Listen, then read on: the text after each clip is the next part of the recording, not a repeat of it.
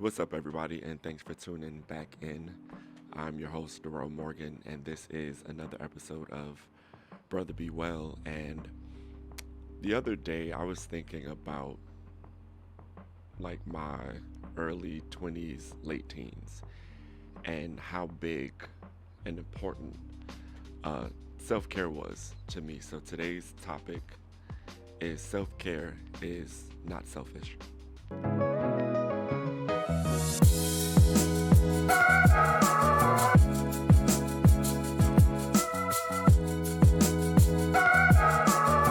So a childhood friend of mine's, his name is Jason. Shout out to Jason. Jason and I were the ones out of our friend group that were really big on our skincare routines. Even to this day, as grown men, that's something that we still take pride in, and we've aged so gracefully. And I'm not gonna give my age away, but 40 isn't too far away. But I just kind of had this nostalgic moment of thinking when we were in our late teens, still living at home with our parents and not having much adult responsibilities to focus on. We had the luxury of working. I've been working since I was 14, but we had the luxury of working and being able to really provide for ourselves at a really, really young age, being extremely independent and not really needing anyone for anything, which later, evolved into how we are as men now. But I think about how I always used to feel when I actively participated in my self care, when I was intentional about my self care, and just how much of a routine that was for me and kept me focused and grounded in the person that I was ultimately becoming in my early 20s until, life starts lifing. I think we're all guilty of just waking up every day and getting in this rat race of working to survive and working to pay bills. So the things and rituals or traditions that we do when we're younger, when we don't have so much responsibility, we get detached from as we become older, as we become adults. And I'm guilty of that, just like many other people. And I've been disconnected from self care for quite some time, I would want to say. But those memories of how I used to feel when, we would go out or we would be getting ready to go out and just really taking care of ourselves and making sure that we looked good, we felt good, we dressed good, we were groomed.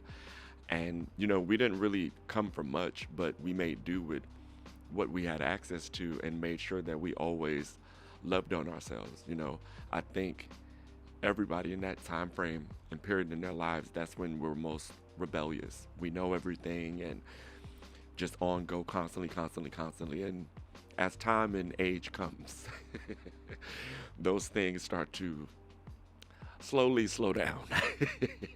And the rhythm of your life and the direction of your life starts to change. You're focusing on your career, you're focusing on relationships, interpersonal relationships, growing as a person, family bonds, all of those things that really happen as you're on this search for what we've been taught to be happiness, right?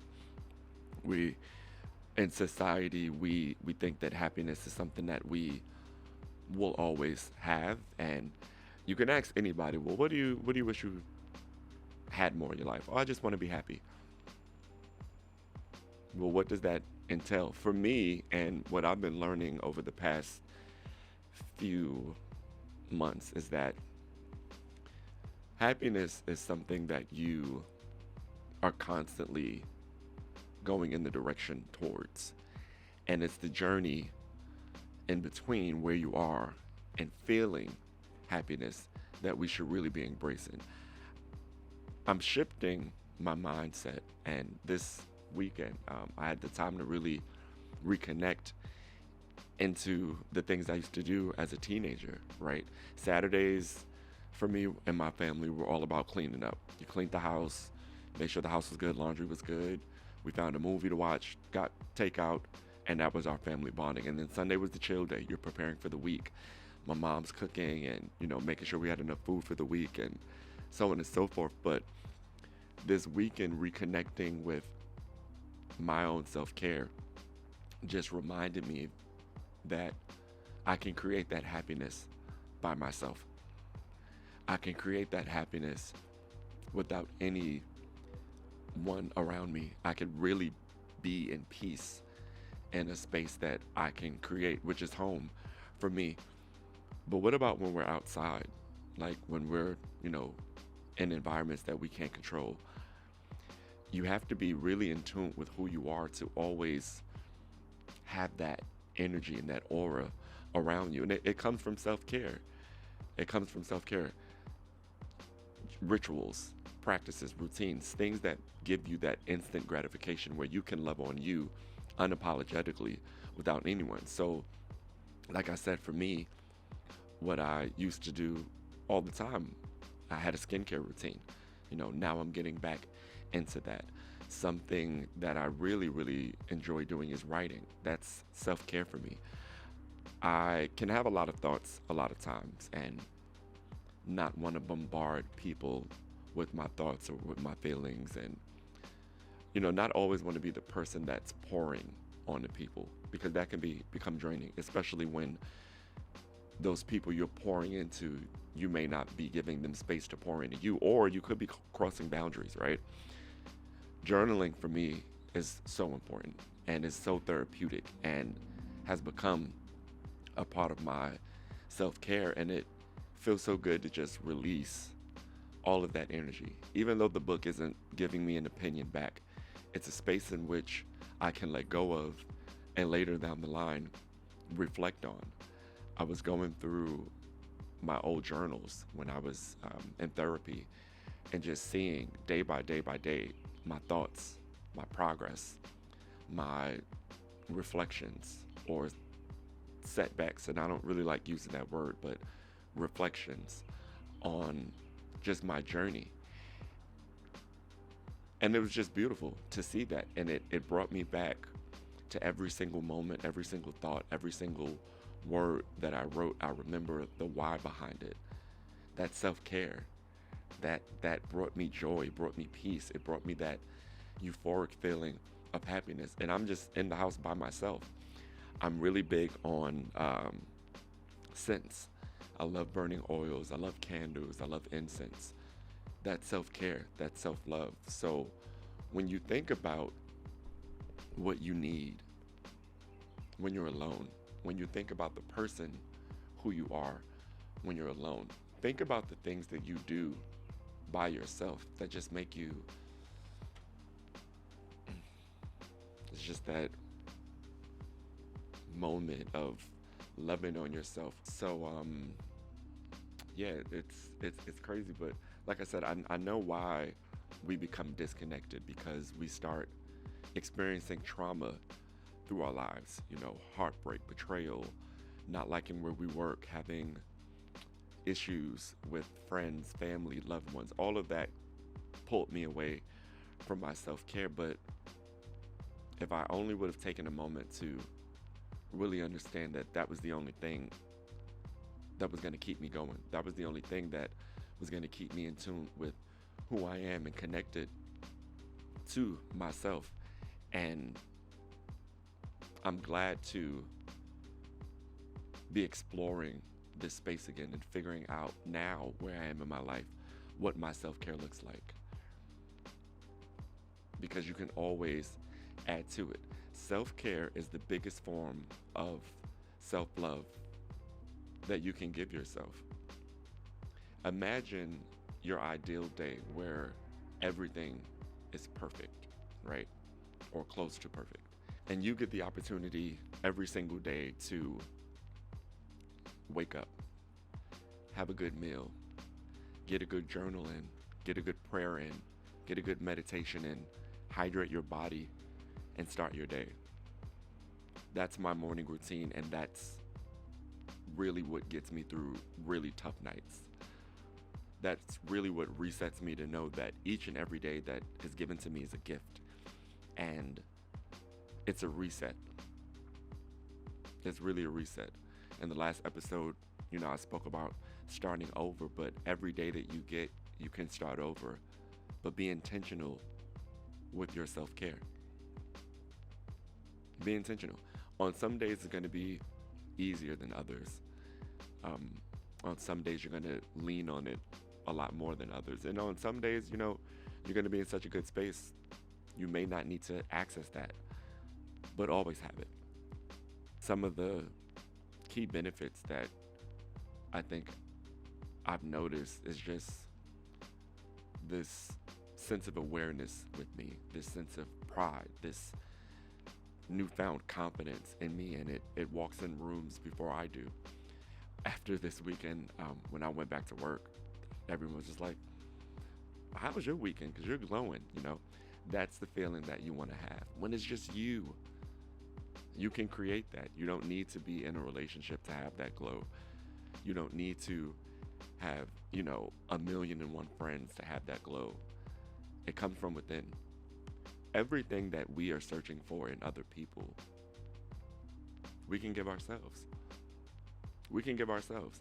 My therapist, who I found on Sondermind, shout out to my therapist because she is amazing, had me practicing this week reframing and just rethinking the way I structure sentences and staying away from certain words. And as I've done that over the last week and a half, it's a part of my self-care. How many of us struggle with thoughts that are defeating? How many of us struggle with words that we tell ourselves that we know we don't believe? A lot of us can self-sabotage, but I want to challenge you to give yourself what you need. If it's a walk through the park, if it's you sitting, enjoying nature. I'm sitting on my patio right now, and I just love being out here around this time of day because it's so therapeutic and it feels good. Give yourself what you need. And if you struggle with figuring out what you need, try this exercise. Get a piece of paper or your journal, your gratitude book, whatever you write in, and write down 5 things that you've done as a teenager that you enjoy, as an adult, maybe in your 20s, as you enjoy, your 30s, so on and so forth. And just reflect on the things that remain constant.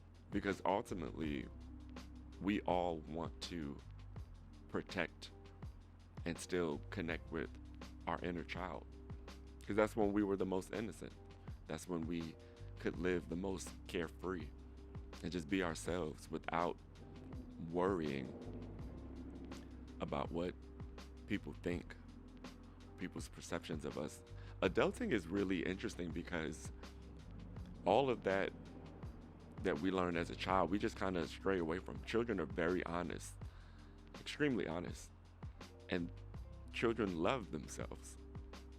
Unapologetically, children love themselves, but as adults, we let life kind of beat us up. But I challenge you to reclaim who you are, reclaim your power, and start pouring seeds of love into you because you deserve it.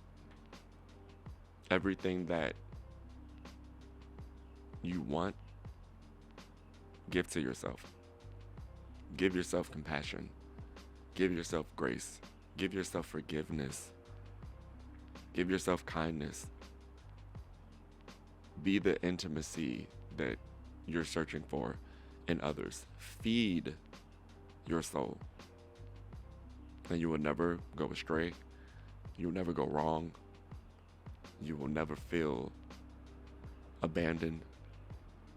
Because no matter where you are in your life, whether you're in a monogamous relationship, a marriage, live at home with your family, you wake up with your higher power in charge and yourself.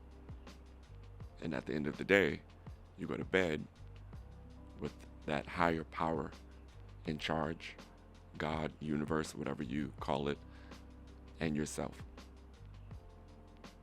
So take some time to love on you. And as always, I see you, I hear you, I love you. Brother, be well. Till next time, take care.